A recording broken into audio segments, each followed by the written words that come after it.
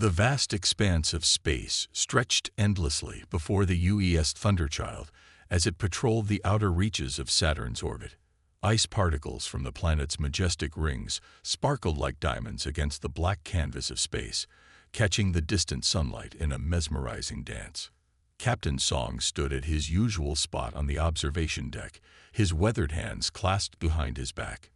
Even after spending 15 years among the stars, the sight of Saturn's rings never failed to fill him with wonder. The golden-hued planet loomed large in their view, its bands creating a natural artwork that no human could replicate. The bridge hummed with the quiet efficiency of a well-trained crew. Officers moved between stations with practiced ease, monitoring the countless systems that kept the massive warship functioning.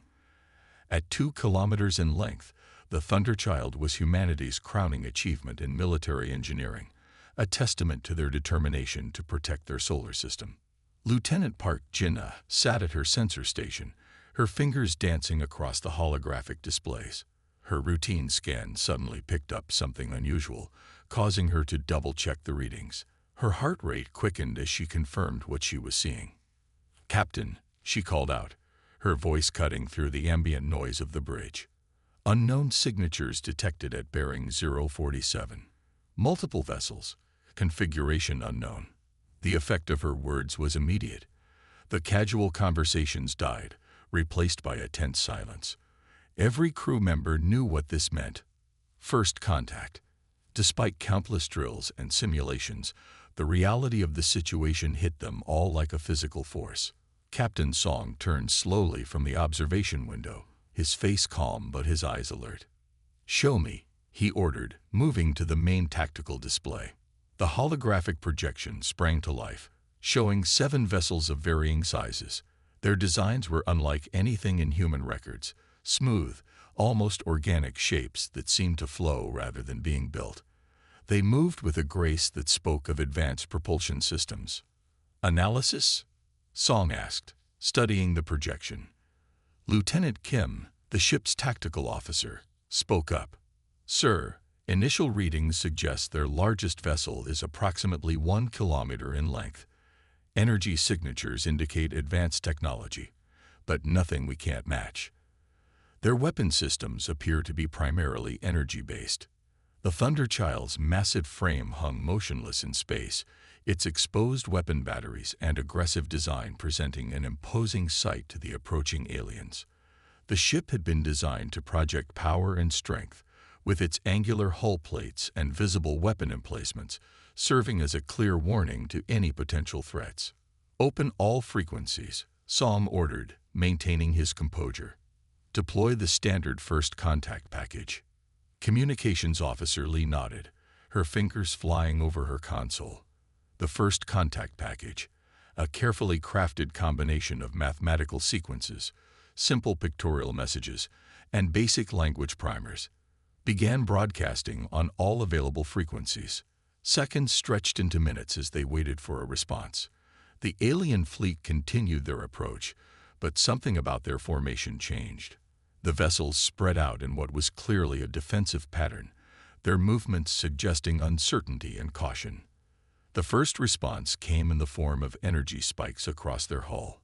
The aliens were reacting to the Thunderchild's appearance, misinterpreting the warship's design as a sign of hostile intent.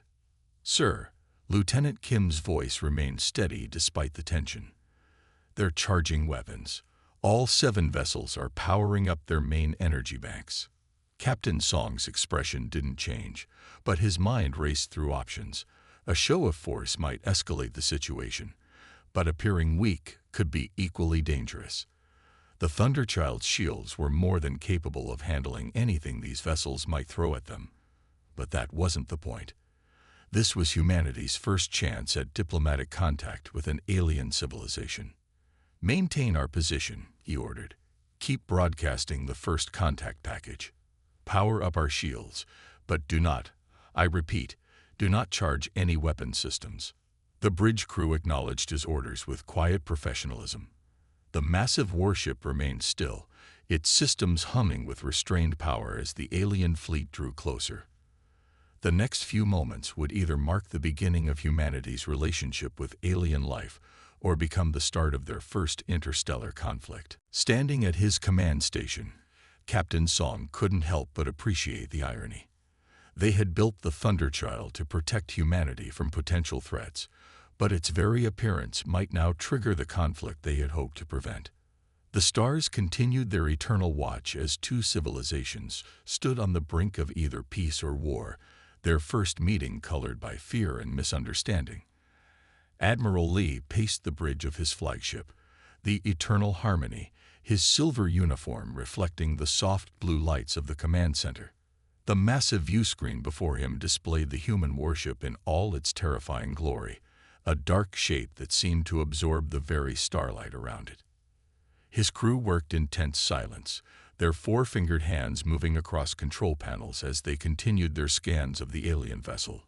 Each new reading only added to Lee's growing concern. The ship's tactical officer, Commander Min, delivered update after update, each more troubling than the last. "Admiral," Min called out, his voice tight with disbelief. "We've completed another deep scan of their hull composition. The materials, they're unlike anything in our database. The outer layer appears to be some form of adaptive metal that can respond to damage in real time." Lee stopped his pacing and moved to Min's station, studying the readings himself. The human vessel's specifications seemed to defy everything the Confederation knew about shipbuilding. Their own fleet, considered the pinnacle of Confederation engineering, suddenly seemed primitive in comparison. "Show me their weapon systems again," Lee ordered, his fingers drumming nervously on the console. The display changed, revealing an analysis of the Thunderchild's offensive capabilities. The human ship bristled with weapon emplacements, each one powerful enough to cripple a Confederation cruiser. Their power generation systems operated on principles that the Confederation's best scientists would struggle to understand. "Impossible," Lee muttered, shaking his head in disbelief. "They're so young. How did they advance so quickly? Their civilization has barely left their planet." The bridge crew shared uneasy glances. The Confederation had spent centuries developing their technology, focusing on peaceful exploration and scientific advancement. Yet here was a species that had somehow developed military technology that surpassed their own in mere decades. Commander Min highlighted another reading on his screen. "Sir, look at their shield harmonics. The complexity. It's as if they've designed their defensive systems to counter weapons we haven't even invented yet." The human ship continued to hang motionless in space, its weapon systems remaining dormant despite the Confederation fleet's obviously hostile stance. This display of restraint puzzled Lee even more than their advanced technology. A species capable of building such a warship should be aggressive, yet they showed remarkable patience. "All ships, maintain distance," Lee ordered, his voice carrying across the command channel to the rest of his fleet. "Continue analysis. I want to know everything about that vessel."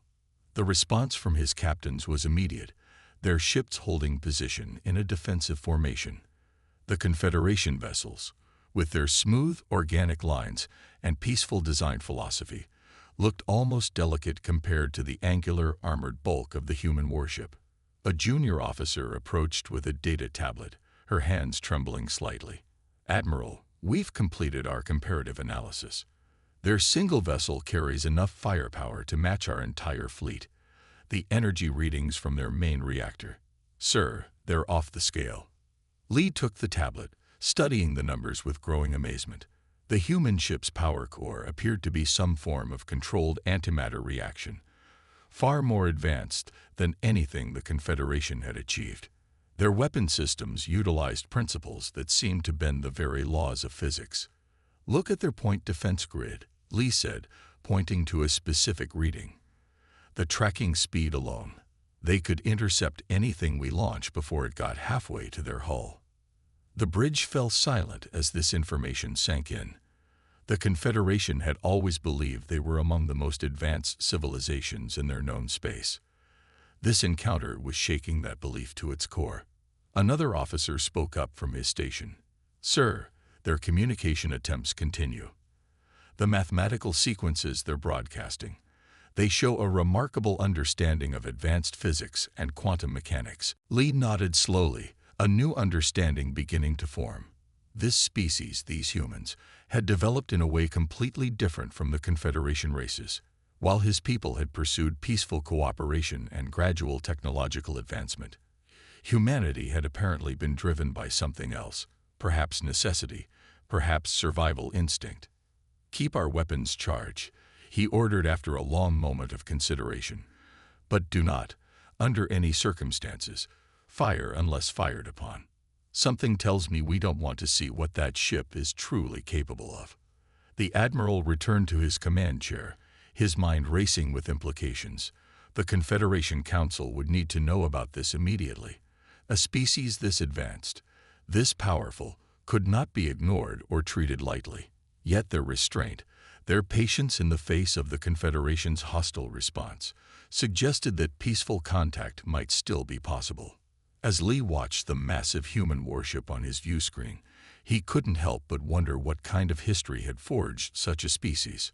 What trials and challenges had driven them to build such formidable weapons while simultaneously teaching them the wisdom to know when not to use them? Communications Officer Yoon wiped the sweat from her forehead as she worked tirelessly at her station. For 6 hours straight, she had been analyzing and decoding the complex patterns of alien transmissions, seeking any common ground that could bridge the gap between two civilizations. The tension on the bridge of the UES Thunderchild remained high, but it had shifted from the earlier fear of combat to an intense focus on making this first contact successful. Her translation matrix processed countless variations of mathematical and linguistic patterns, each iteration bringing them closer to understanding. The alien signals contained complex harmonics that seemed to carry emotional content alongside their basic meaning. It was unlike anything in human communication theory. "Captain," Yoon called out, her voice carrying a mix of excitement and exhaustion. "I think I've got something. Their language structure is starting to make sense." Captain Song moved to her station, studying the scrolling data on her screens. The rest of the bridge crew tried to maintain their focus on their duties, but everyone's attention was drawn to this breakthrough moment. "Their basic greeting patterns suggest a hierarchical society," Yoon explained, pointing to specific signal patterns. "But it's not militaristic. It's more collaborative. They keep using variations of a term that seems to mean unity or togetherness." The translation matrix suddenly clicked into place, converting the alien transmissions into rough but understandable text. The aliens identify themselves as the Confederation, describing their society as a peaceful alliance of multiple spacefaring species who had joined together for mutual benefit and scientific advancement. Captain Song straightened his uniform, preparing for humanity's first real conversation with an alien civilization. "Open a clear channel," he ordered. "Let's show them who we are." Yoon's fingers danced across her console, establishing a direct communication link. The translation matrix stood ready to convert their words into something the aliens could understand. The weight of history pressed down on everyone present. They were about to speak for all of humanity. "We mean no harm," Captain Song transmitted, his voice calm and measured. "We are explorers and defenders of humanity." The bridge crew held their breath as they waited for a response. The alien fleet remained in their defensive formation, their weapons still charged but not targeting. Several minutes passed as the aliens processed their message and formulated a response. Finally, Admiral Lee's transmission came through, the translation matrix converting his words into clear English. "Your vessel. It concerns us. No peaceful race builds such weapons." The words hung in the air, carrying both fear and accusation. Captain Song considered his response carefully, knowing that humanity's future relationship with alien life might depend on these crucial first exchanges. "Peace through strength," Song replied, his voice carrying the weight of Earth's long and often violent history. "Our history taught us harsh lessons." Yoon's console lit up with new incoming transmissions as the aliens reacted to this statement. She worked quickly to process them all, noting the shift in their communication patterns. "Sir, They're showing increased interest. Their signal patterns suggest curiosity rather than fear now. The exchange continued, with both sides carefully choosing their words. The aliens shared stories of their peaceful expansion across space, while humanity explained their need for defensive capabilities. Each transmission helped bridge the gap between their vastly different perspectives. "We understand the need for defense." Admiral Lee's next message came through. "But your level of military technology exceeds anything we've encountered. It raises questions about your intentions." Captain Song leaned forward in his chair, considering how to explain humanity's unique development path. "Our world shaped us," he transmitted. "We learned early that survival often depends on being prepared for the worst while hoping for the best." The translation matrix worked overtime as more complex concepts were exchanged. Yoon made constant adjustments, refining the translations to capture not just the words but the intent behind them. The alien language revealed itself to be rich with nuance and subtle meanings. Perhaps Admiral Lee's response came after a long pause. "We could learn from each other. Your strength and our experience in peaceful cooperation might complement each other well." The tension on the bridge noticeably decreased as the conversation continued. The alien fleet's weapon signatures powered down, though they maintained their defensive posture. It was a small gesture, but it spoke volumes about their willingness to trust. "We would welcome that opportunity," Song replied, allowing a small smile to cross his face. "There is much we could teach each other." Yoon's fingers flew across her console as she established more communication channels, expanding the bandwidth for data exchange. The initial fear and misunderstanding were gradually being replaced by curiosity and cautious optimism from both sides. The stars continued their eternal watch as two civilizations, born of vastly different circumstances, took their first steps toward understanding each other. The Thunderchild's imposing silhouette, which had initially sparked such fear, now served as a bridge between two very different approaches to exploring the cosmos. The Grand Council chambers of the Confederation capital world buzzed with nervous energy as High Chancellor Han studied the holographic reports floating before him. The circular room, with its soaring crystal spires and elegant architecture, had never felt so tense. The soft blue light that usually brought calm to diplomatic meetings now cast eerie shadows across worried faces. Han's four-fingered hand trembled slightly as he scrolled through the technical specifications of the human vessel. Each new detail seemed more impossible than the last. The report showed weapons systems that shouldn't exist, defensive capabilities that defied their understanding of physics, and power generation that made their most advanced reactors look primitive. "Antimatter cascade weapons," he read aloud, his voice echoing in the hushed chamber. "Quantum-locked armor plating. Gravity manipulation systems." He looked up at his advisory council, their faces showing varying degrees of fear and amazement. "Are we certain these readings are accurate?" Advisor Ba stepped forward, his traditional silver robes rustling softly against the polished floor. As the Confederation's leading xenobiologist, his insights into new species were highly valued. Today, however, his usually calm demeanor showed signs of strain. "The readings have been verified multiple times," Chancellor Ba confirmed, bringing up additional data streams.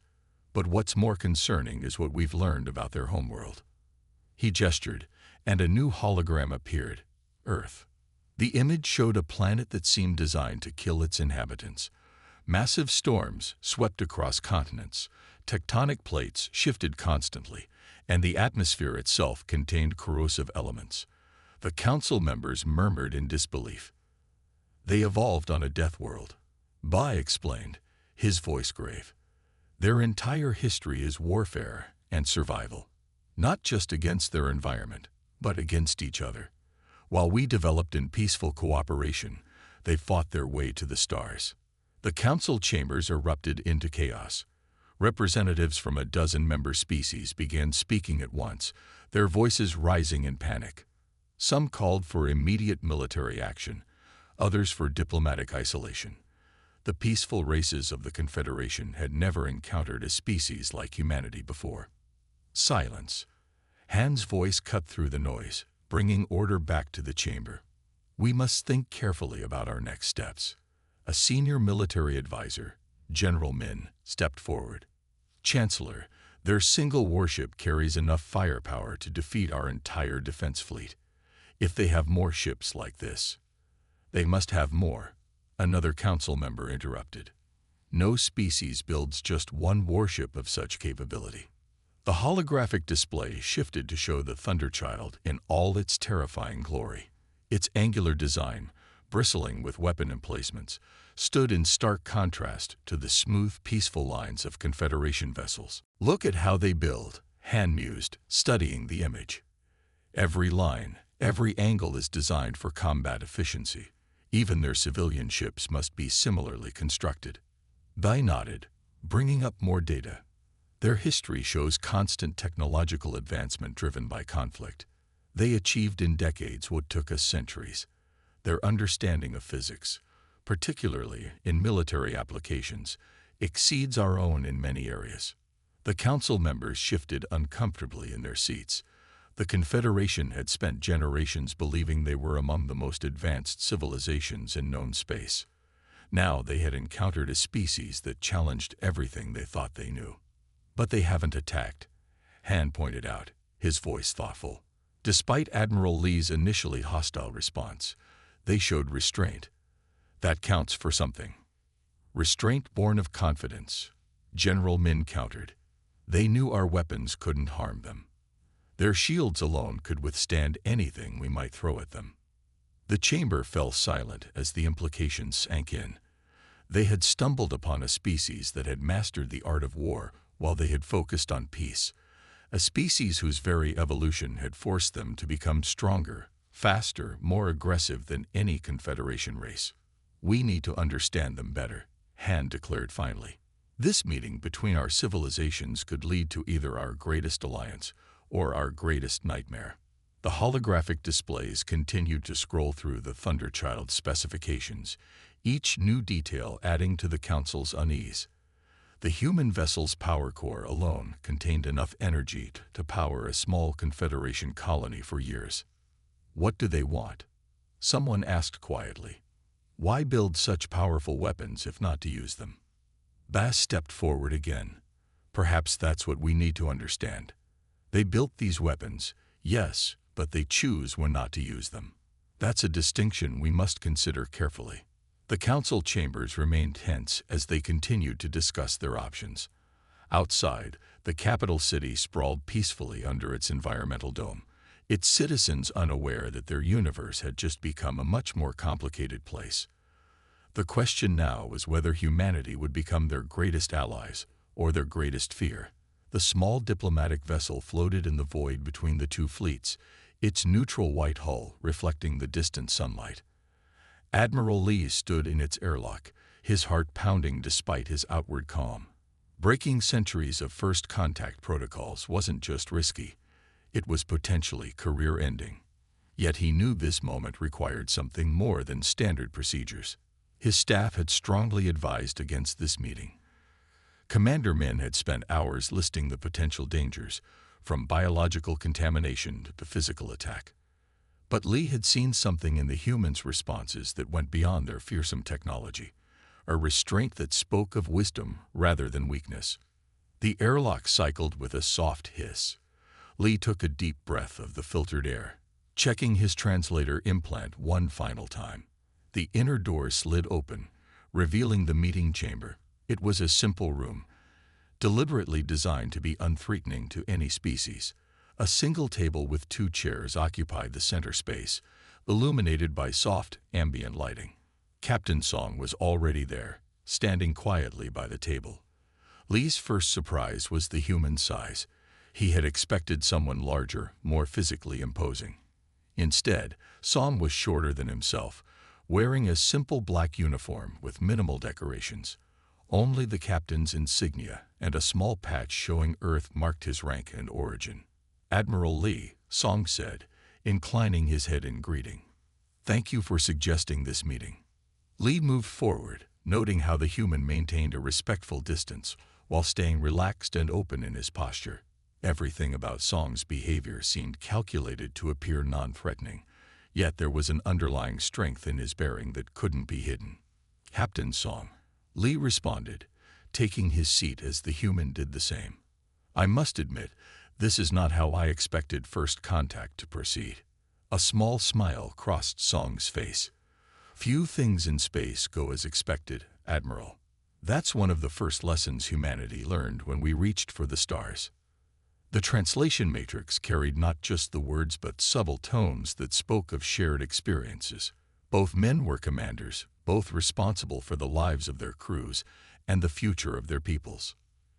"Your ship," Lee began carefully, "the Thunderchild. Its capabilities have caused quite a stir among my people. Many fear what such power might mean." Song nodded, his expression growing serious. "We built the Thunderchild not for conquest," he explained, his voice carrying the weight of history, "but because we learned early that the universe is not always kind. Our world taught us that lesson repeatedly." Lee leaned forward slightly. "Tell me about your world. Our scientists say it should be too hostile for civilization to develop." "Earth." Song's eyes took on a distant look. "Imagine a planet that tries to kill you every day. Earthquakes, volcanic eruptions, massive storms, predators that could tear you apart, diseases that could wipe out millions. We evolved fighting not just for food or territory, but for our very right to exist." As Song spoke, Lee began to understand. Humanity hadn't chosen to become warriors. They had been forced to. Every advancement, every technological breakthrough, had been driven by the need to survive. "But that's not all," Song continued. "We fought each other too. Countless wars, endless conflicts. Each one pushed us to develop better weapons, stronger defenses, until we finally realized that we needed to change or destroy ourselves." "Yet you survived," Lee observed. "More than survived, you thrived." Song nodded. "We learned to channel our warrior nature into protection rather than aggression. The Thunderchild isn't a weapon of conquest. It's a shield, protecting everything we've built, everything we've learned." The meeting continued as both commanders shared stories of their people's development. Lee spoke of the Confederation's peaceful expansion, their focus on cooperation and scientific advancement.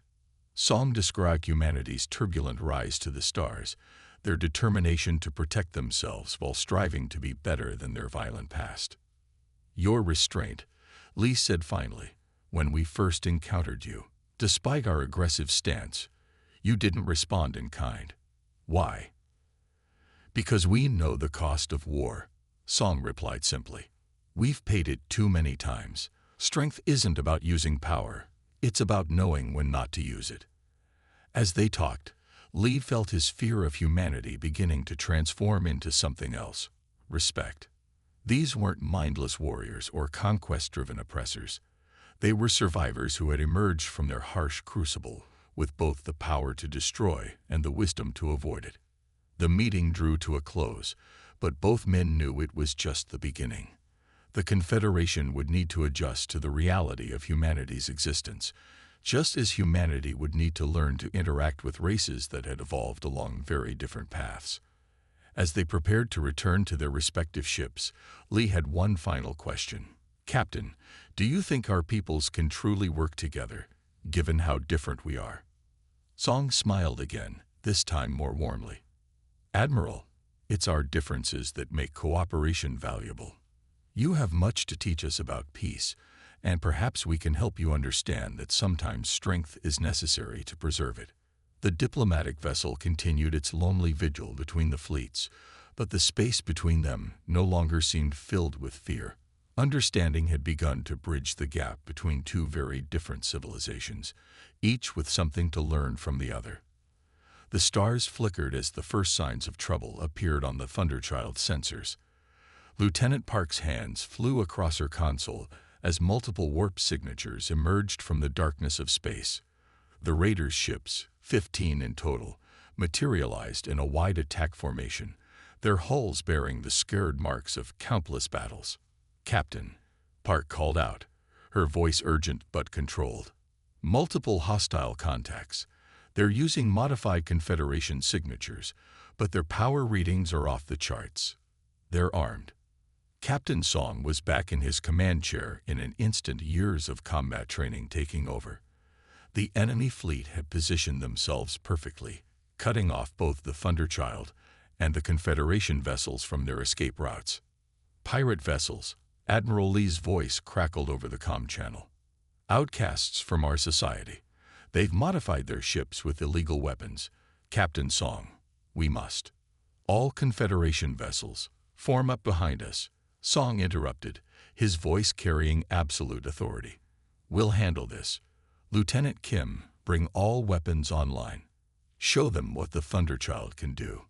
The massive human warship moved with impossible grace, its 2-kilometer length pivoting smoothly to face the incoming threat.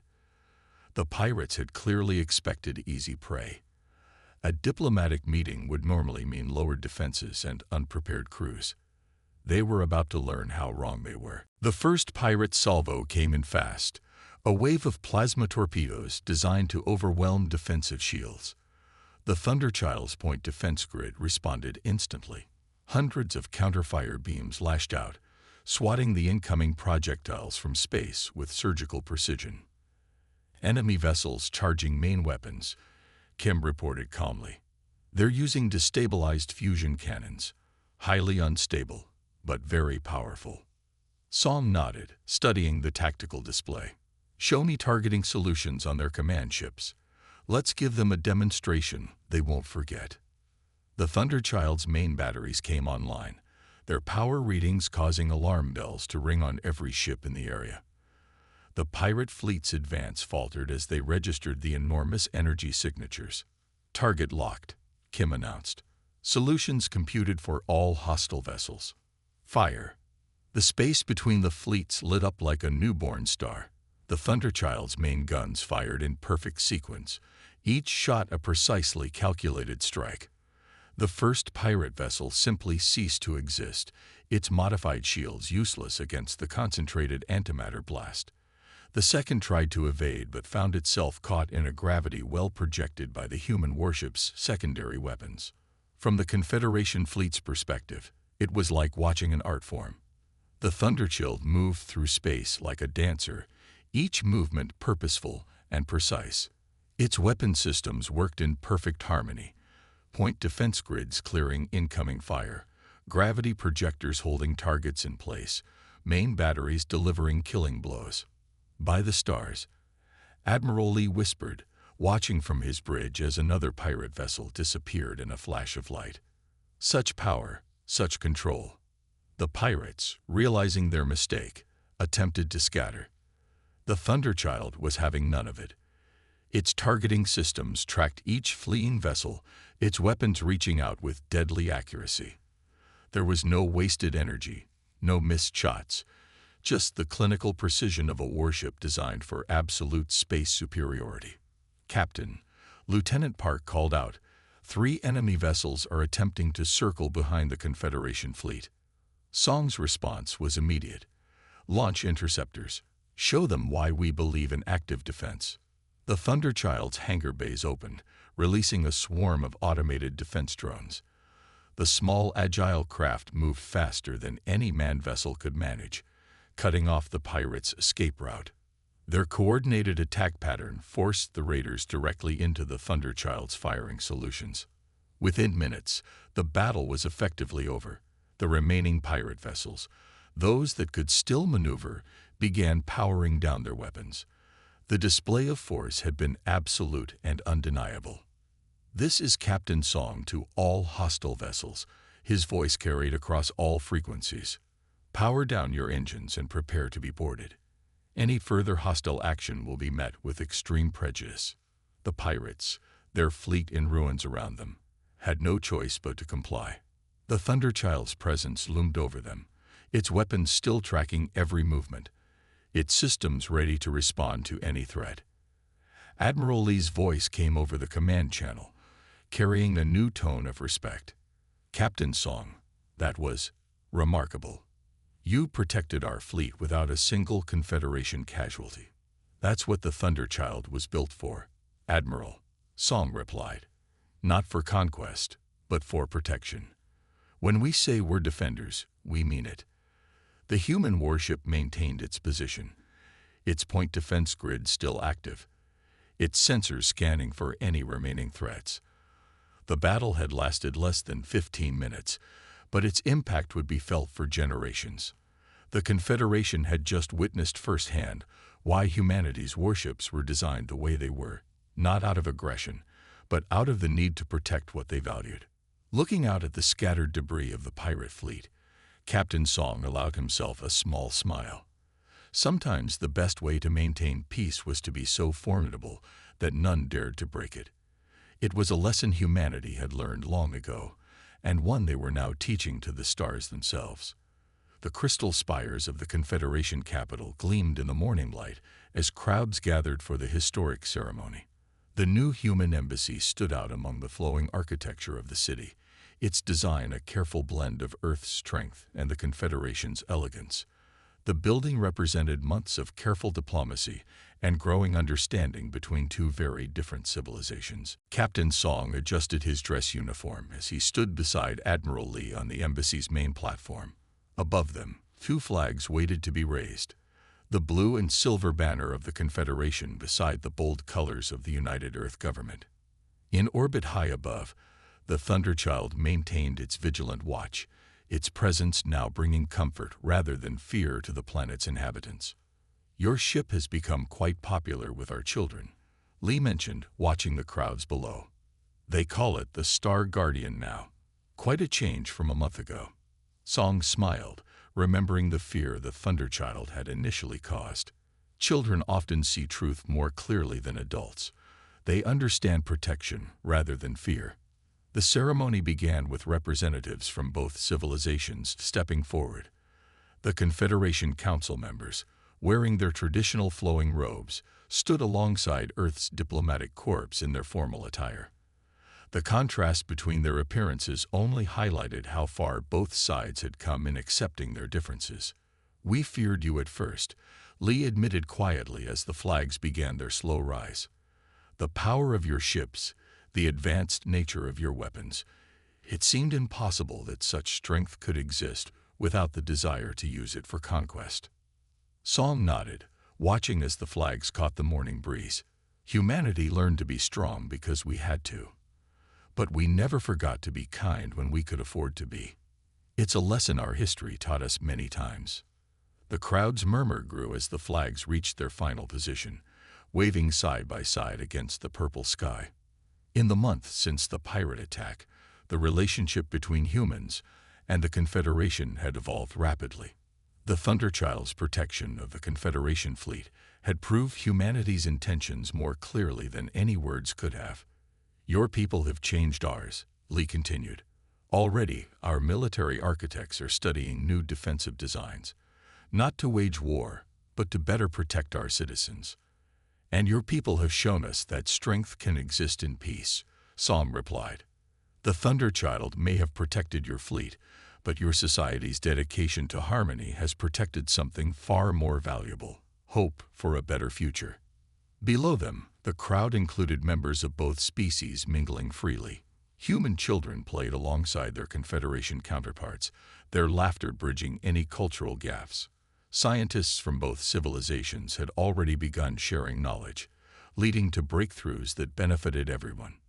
The Thunderchild's silhouette passed overhead, its shadow briefly crossing the embassy grounds. The massive warship no longer triggered panic among the Confederation citizens. Instead, it had become a symbol of protection, a guardian watching over their newfound alliance. "Our council has a saying," Lee said, watching the ship pass. "The strongest trees grow from the most challenged seeds." Perhaps that explains humanity's development. Song considered this. "We have another saying on Earth. The true measure of strength lies not in how you use it, but in knowing when not to." The ceremony continued with speeches and cultural exchanges, but the real significance lay in the small interactions happening throughout the crowd.